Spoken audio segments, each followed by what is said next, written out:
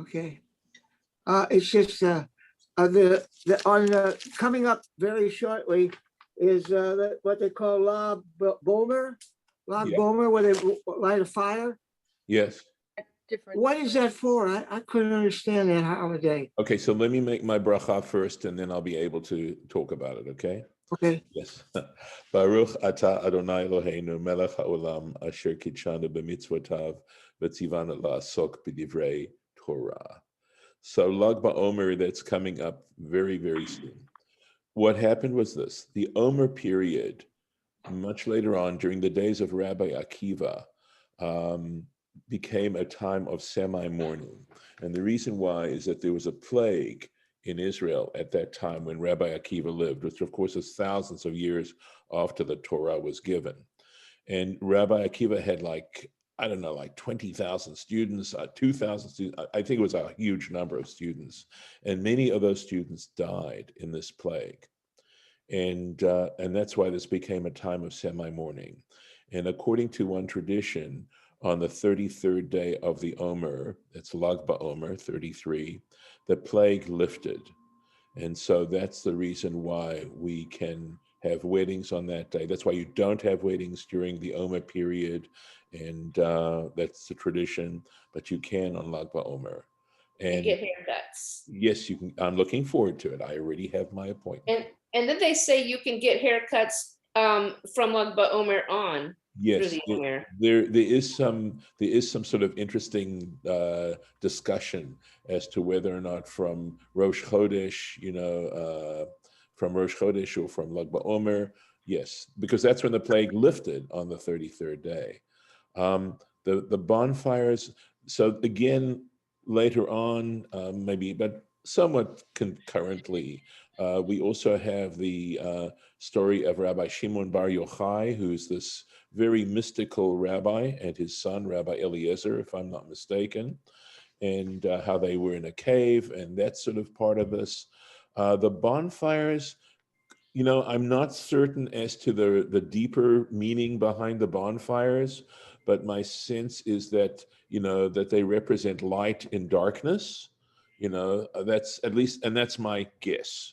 So what I'm reading right now, just from a cursory Google search, is that some say it has to symbolizes the Zohar that from Bar Yochai, the light of, Right.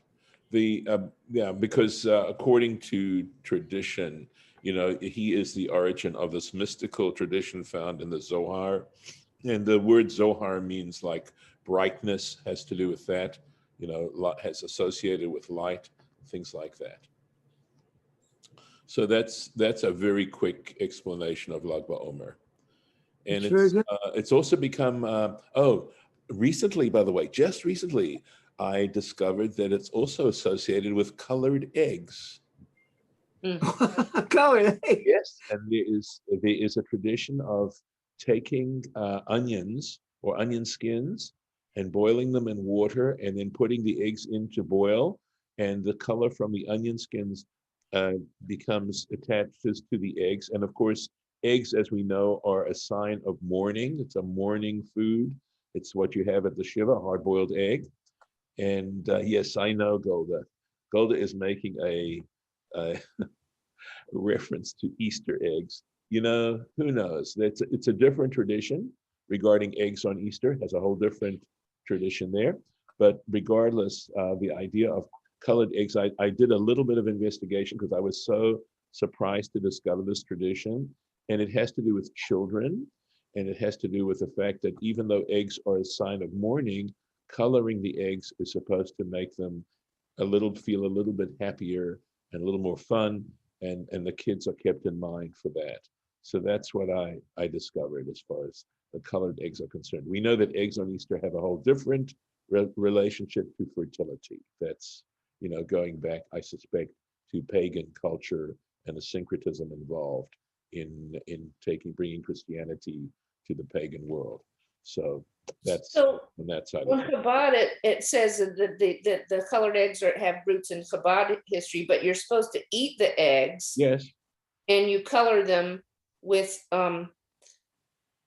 And there's a thing that shows how to color them with onion peels. Yeah.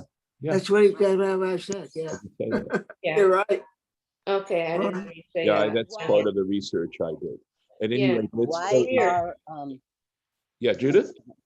why are eggs associated with mourning? I'll send you your check later, okay, for asking that question. Thank you. I'm so glad you asked. So the reason why hard-boiled eggs are associated with mourning, and likewise brown lentils, is because they are round. They're completely round, and in the Hebrew they say it doesn't have a mouth. And in other words, there's no opening at all. And because of that, it symbolizes mourning, because when you are in deep, deep grief, you have no way of expressing yourself adequately. No matter how you cry, no matter how you try to express your pain, it never really expresses the real grief you feel.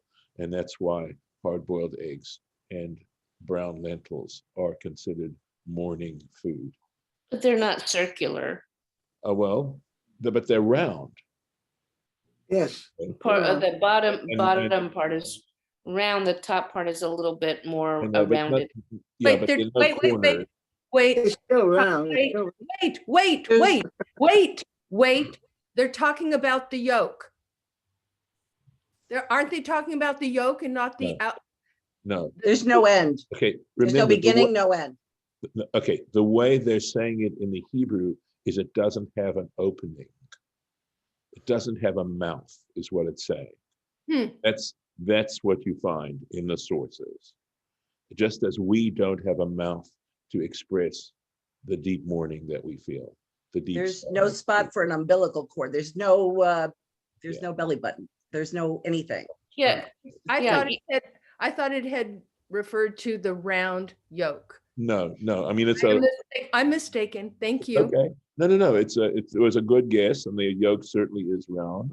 But no, they're hard boiled, as well, which is also round, hard boiled eggs. But no, it's talking about the shell and the fact that in order to get to the egg, you have to crack it. I suppose. I don't know. But what it says is it has ein lo peh. It does not have a mouth. Talking about expressing adequately one's feelings. Lentils deep aren't sadness. completely round either. All right, let's go to the share. We'll go to the screen share. And here we go. So here we start, we've had all these restrictions on the cohanim, and now we're having in some ways the rationale. What's the rationale? Kedoshim yu leloheghem. They shall be sanctified to their God. So again, this word kadosh is an interesting word, and we translate it as sanctified, which in English isn't so clear either. But it has the idea of, I remember back in rabbinical school, our liturgy professor translated kadosh as special, unique. That's associated with the word kadosh, that it has a special, it's talking about a spiritual quality, but it also has the idea of devotion. So for example, when a woman and a man are betrothed, we talk about kiddushin, that they have a unique relationship. So this word kadosh also has the association of unique. It also has the association of transcendent. For example, when we say kadosh, kadosh, kadosh, Hashem tzvaot, v'lo chol haaretz kavodo. So that, in other words, that God is so distinguished, so unique, so transcendent. And it's the opposite of kadosh in that context is kavod. Kavod, where it talks about the presence of God, it uses the term kavod Hashem. And there it's talking about transcendence. So at any rate, that's the reason for this.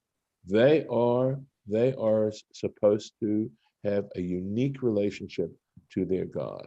V'lo yechalalu, so that they not profane, right? They shouldn't desanctify Shem Elokehem, the name of their God. And the word shame, just like name in English, refers also to reputation. So it does in Hebrew as well. Why? So why do they have to be? So there's a further rationale. Ki et hishe Hashem, because the fire offerings of Hashem, lechem Elohehem, literally it's, although it's lechem we generally translate as bread, also by association we say food of their God, he makrivim, they present, vahayu kodesh, and they should be themselves sacred. So this one sentence in so many ways explains all that's been going on, that they have to act in this unique kind of way, all of which show us a devotion to their service to God. So here we go with it. So the question is, Kadoshim Yihiyu, they shall be sacred. So what's this force of this word Yihiyu in the Hebrew? And Rashi explains, and this is based on the Torah cohanim, the Sifra, al korcham, against their will. In other words, they are forced, yakdishum beit din. The court shall make sure that they are sanctified. It isn't, well, whatever you like. But by saying Yihiyu, they shall be, right? Really, whether they want to or they don't, they have to be. As a Cohen, the moment you take on the name Cohen or the position of Cohen, you have to be sanctified. It's not a, well, whatever I feel like doing. It's that serious. B'chach, in this matter. And there are other explanations as to where, but so in effect, what's going on now, because now we're going to be told the prohibited marriages that a Cohen has to be concerned about. And what we're saying is that, I can tell you, it's going to come up, which essentially it's going to say that the Beit Din, that the court can in fact inflict punishment on the Cohen to the point where he has to divorce the woman. So again, where are the priorities? And I realize, in our culture, that's a tough one to swallow. Isha Zonah, a woman who is, Zonah generally means a prostitute, okay? V'chalala, well, we already had the term Chalal. So, well, Rashi may explain it, but presumably we're talking about a woman who is the child of a forbidden union between a Cohen and a woman he's forbidden to marry. Lo yikachu, they should not take, in marriage, in other words. V'isha grusha me'isha, and a woman who is divorced from her husband, lo yikachu, they shall not, again, take in marriage. Ki, because kadosh hu lelokav, he is to be sanctified to his God. Let's take a look at the Rashis. Okay, back in here. Zona. So what do we mean by zona?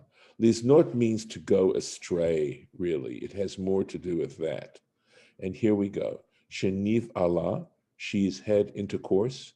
The Ilat Yisrael, with regards to just an Israelite, Ha'asur la, who is forbidden for her to marry, forbidden to her in marriage. So it's not being taken as a prostitute here. It's being understood that she has moved away from the accepted norms, from the taboos of Torah law. And he gives an example, kagon chayve kritut. So for example, those marriages where the punishment is kritut. The Torah lists forbidden marriages, okay? So for example, if she'd had relations with her brother or her father, or as I said, a person whom she is forbidden to have relations with. Or Netin. A Netin is a Gibeonite, and I need to explain that. Oh, I need to go back and explain kritut. Those, in other words, where the punishment is kritut. The word karet literally means to cut off or to cut. And it is a punishment that's given in the Torah and understood. It's not defined necessarily in the Torah, but there are two interpretations. One is cut off. Idea of being cut off is, and this is tough stuff. I tell you right ahead, fair warning, that it either means premature death or it means without children. In other words, your line is being cut off. So those are the two interpretations of karet. Does it, Yeah, go does ahead. it involve physical cutting No, of a no. person? No, it is considered a divine punishment. It is not one that is administered by a court or by human agency. It's left as a divine punishment. And we need to understand that it is not, what do you call a relationship that goes both ways? So for example, 1 and 3 is equal to 3 and 1. It's not that kind of relationship. And I can't remember how you define that particular relationship. In other words, just because a person dies young doesn't mean they're being punished. And just because a person doesn't have children doesn't necessarily mean they're going through karet. There's no, the inference doesn't go both ways. Okay. Okay. Netin, give you. But would the person have any social? Would there be any social repercussions like a harem or excommunication? No. Not being part of the community. No. Nothing that I have read. Nothing that I have read. Possibly, I'm going out on a limb here, that possibly there's a reason for this, and that is because it might involve sins that are very private, that no one else would know about. But no, there's no community, there's the responsibility or repercussions that I know of. I mean, admittedly, if that were found out and people knew the person had done it, well, that's the way people are, that can be very judgmental. But there's no Torah law that says that the person needs to be treated that way. So in some ways, this has to do between us and our maker. But there actually is a tractate, by the way, a tractate in the Mishnah called Kritut. And I believe it lists all those sins for which the punishment of karet is listed, is given. But the problem would be that the Cohen who marries her, Mm-hmm. he's not supposed to marry her. He is But not. how would he know that he's not supposed to marry her? Well, let's put it this way. Before marriage is a legal thing. And in fact, it's a responsibility to find out about the person you're going to marry. And you know that within the Orthodox community, yichus is very, very important. In other words, what's your family? What is your family like? What's the status of your family, et cetera, et cetera. So, I mean, obviously, if he didn't know at the time and he got married, well, he's not intending to commit a sin. He didn't know, right? But if he finds out later on that this is in fact the case, that she's a chayevet kritut, then he would have to divorce her. Oh. Okay. Well, I think the priest, the cohanim, can only marry a virgin. No, that's only the high priest. Only the high priest. High. Yeah, that's not a regular priest. A regular priest Oh. is allowed to marry a widow. Oh, really? I didn't know that. Oh, okay. Okay, well, we're here to Widow. learn. All right. How did somebody become the high priest? They were elected by their fellow priests. Aaron. Yeah. Okay, so could they have already been married in the first place and it didn't really matter? And then, That's a maybe. great question. Or is it somebody you're wanting young so you can have them for a long, long time? Correct. And I would imagine that might go into their being designated as a high priest. Okay, that if it's not that a high priest could not be elected if he were married. Okay, but I would think Not like the Pope. No, that's the interesting thing, right? That Yeah. we do not promote celibacy. No, but I would say that, let's suppose as a priest, this man had married a widow, okay? Mhm. Then, and He he wouldn't was be out- eligible, but, I right. think he would still be, I don't know that he would not be eligible, because it says the high priest must marry a virgin. So only if he actually becomes a high priest would he have to marry a virgin. So I mean, this is a great question, which I cannot answer definitively. But I'd say, you could understand the Torah to mean that as long as he's a high priest, he has to marry a virgin. But if he's married when he becomes a high priest, it's a done deal. He wasn't a high priest when he married this woman. So I don't know. I mean, obviously you could argue the other way too. My point is that you can argue both ways, and that maybe he could not become a high priest if he had married a widow, and that's certainly possible. But if he were married, he could certainly become a high priest, because they're all the women he can legitimately marry as a priest. So a Netin, a Gibeonite. So you need a little bit background for this.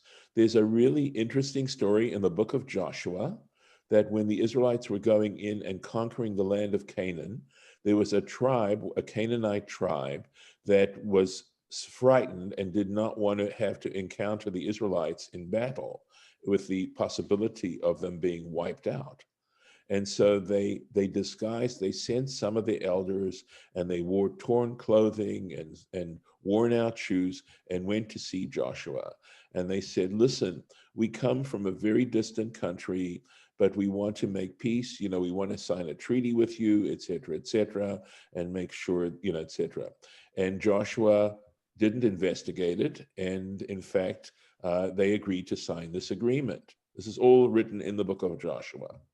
And then later on, they discovered these people were neighbors. They were Canaanites, but they'd made, and I think this is the point of the story, they had made a commitment.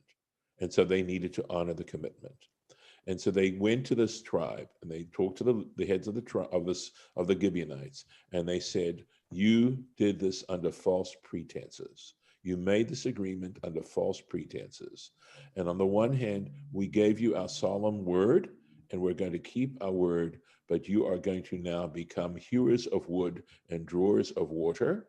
You're going to now, as a result, because you made this under false pretenses. And essentially the Gibeonites also, they were known as Netinim, and they were not permitted to marry an Israelite. An Israelite cannot marry a Netin. And if, pardon? Were they permitted to worship their pagan gods though, still? Well, good question. I would think not on the land of Israel, but if they wanted to go off to McDonald's and get a cheeseburger, I think that would be okay. Okay. Yeah. They were not Israelites. They were not Israelites. Now, there's a good question, and Golda, I'll anticipate your question by saying, can a Gibeonite convert to becoming an Israelite? And I cannot answer that question. It sounds to me like it should be possible, but maybe not. Maybe not. Okay. Or mamzer, or a mamzer. And a mamzer is, our definition of bastardy is different from the Christian understanding of bastardy. Bastardy in Jewish law is not the child of a non-marriage in that sense. Okay? In other words, born out of wedlock is not a definition of bastardy. It has to do with a child that is born from a consanguineous relationship or out of adultery or something like that. That's the definition. Chalal. What's a consanguineous relationship? Marrying your brother. Okay, let me ask you a question about the conversion, the thing that you just brought up, and you don't have to answer it now if it's too long or sidetracky. But when you're talking about can a Gibeonite convert, well, like let's say a Jewish person were to convert to something else. Yes. And if they had a Jewish mother, yes, technically they're still considered a Jew. Correct. So maybe if a Gibeonite converted, even though he takes the Jewish religion, he's still considered a Gibeonite. Yes, that is a possibility. But the truth is, I think this particular law, okay, there's a principle that says Yisrael afal pi shechata Yisrael hu, which means in Israel, though he sins, is still considered an Israelite. And that is understood. The context where you find that statement is precisely a case where a Jew converts out of Judaism, takes on a different religion, he is considered to have sinned, but he has not lost his status as an Israelite. So that, as I understand, is unique to being Jewish, that once you become an Israelite, you will always be an Israelite. But you will therefore face consequences of non-Israelitish behavior. That if you choose to do that while your status as an Israelite, by the way, even Change your parentage. Yeah. When you convert, you change who your parents are. By the way, to be a mamzer, you have to be an Israelite. There's no such thing as a non-Israelite mamzer. How can I put it? Only Israelites are mamzers. Okay. I know someone whose father called them a mamzer, and I think that is the worst thing a person could ever call anybody. Yeah. Especially your father. Yeah. Who was your When father. they get angry, when they're angry, they do that. Yes, the father was insulting himself. Yes. And his wife, and yes, and just awful. It was awful. It is pretty bad. I got a question. One second, please. Give me a second. I want to mark the place because I heard the chime, so I have to. 1 second, and I'm going to do this here so we know where to start tomorrow. Hopefully, it'll be there. Okay. Interesting. It just pulls it up from the other place, wherever it was before on the previous page. That's where we're starting tomorrow. We haven't finished the Rashi. I know we have. That's where he's marking it. I know. I'm marking it tomorrow. Yeah. Okay. It's just that it does. I don't want to start something. That's okay. This could go over to the next day. Easy. I have a question for conservative rabbi. Yes. Okay. What if you can marry a man marries a man, and a woman marries a woman? Is that legally okay on conservative? I know Orthodox, they say no. I don't get it. In the Torah, God says you can't marry a man and live and have relationships with another man, or a woman marry a woman. All right. It doesn't say that. No, it doesn't say anything about. Doesn't say anything about women. Doesn't say about marriage. Okay. So within conservative Judaism, there's a much more liberal approach towards same-sex relationships. Okay, there's a much more liberal and understanding approach towards that. Does it mean a marriage? Not necessarily. But to say that it's a legitimate relationship within conservative Judaism, it's considered a legitimate relationship. Okay, and in fact, no names mentioned. I performed a ceremony between two women, and when we discussed the ceremony, we agreed that it wasn't going to be a traditional Jewish ceremony, but that we were going to take some elements of it and integrate it into the ceremony, but that it wasn't going to be, a typical marriage ceremony between a man and a woman. And that's how we handled that. And my sense also was that this was about relationships and about being close and companionship. And that was essentially the issue going on here. Okay. That's how I understood it. And we actually did. It's the one time I ever did such a ceremony, was asked to do it. And I was honored to be asked, frankly. But Harlan, the Torah text does not mention gay marriage. It talks about intercourse between two males. And what Harlan needs to understand is it only talks about two males. It does not talk about women. And it doesn't talk about marriage. No, it does not. Not in that regard. If you lay with a man, yes. It's abdominal. God doesn't like that. Okay. It's the spilling of seed God doesn't like. Well, it does say really. It does say Mishkaveh Isha. By the way, it's last week's Torah portion. Yep. And it talks about the lyings. Mishkav is to lie down. The lying down of the lying downs plural of a woman. Okay, so that there's an understanding within Judaism that there are two ways. There's both types of intercourse. Okay, and again, when it comes to marriage, even very traditional Jewish law feels that this is a very intimate thing between two people, between a husband and a wife, and that even though it doesn't encourage the rectal kind of thing, it doesn't encourage it, but nevertheless, if this is something that's important for the intimacy of this particular couple, that's their business. And How frankly, come? okay, 1 second, Harlan, we're gonna have to stop. It's a little after 8. And Okay. you're asking good and important questions. They're sensitive questions, and they're questions that a lot of people, I'm sure, have on their minds. My sense is this: for one, we've made this issue of homosexuality and blown it out of proportion, okay, and been very unfair about it. Because my feeling is that when it comes to these kinds of things, this is my personal feeling, is that the Torah is wanting us to act modestly. And these are very personal things, and why homosexuality should be singled out as opposed to adultery, okay, or child molestation, Yeah. okay? Why should homosexuality be singled out is totally unfair, okay? And it comes down to our own, this is something, your own personal relationship with your creator and how you feel. And just to say that what we are looking for is modesty, okay? And I'm gonna stop the conversation right there because it's time to start. And I hope this is helpful, okay? So Bye all. take care.